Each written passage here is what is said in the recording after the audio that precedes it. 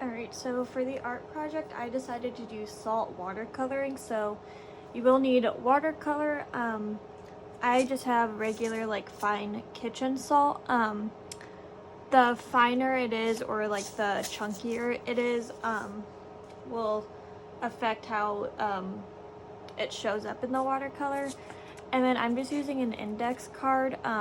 Preferably you would need like watercolor paper or cardstock. You need something thicker that will hold the watercolor really well, but all I have is either an index card or printer paper, and an index card is thicker. So I'm gonna do black, so I think it'll show the best up on camera. So you're just gonna want to lay it down.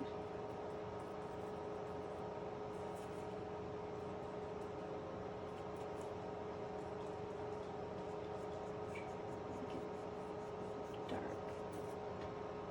So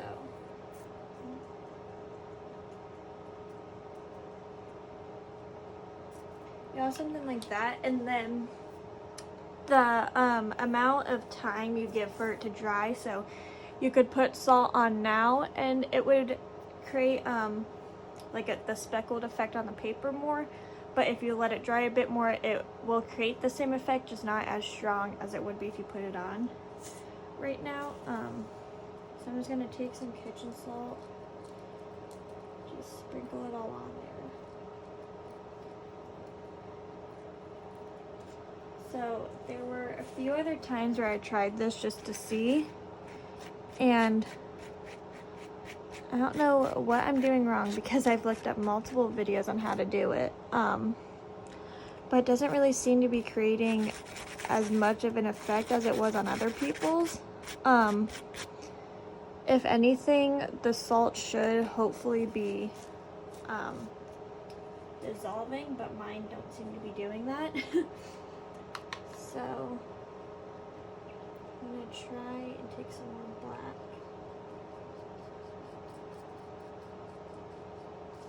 Just like that, and then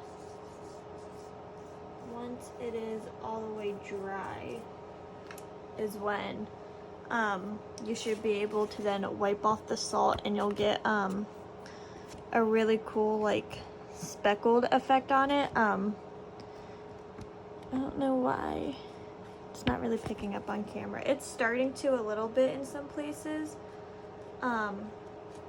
You definitely, I think what I've learned is want to let it completely dry all the way before you wipe off the salt, because you can still touch it and manipulate it a bit.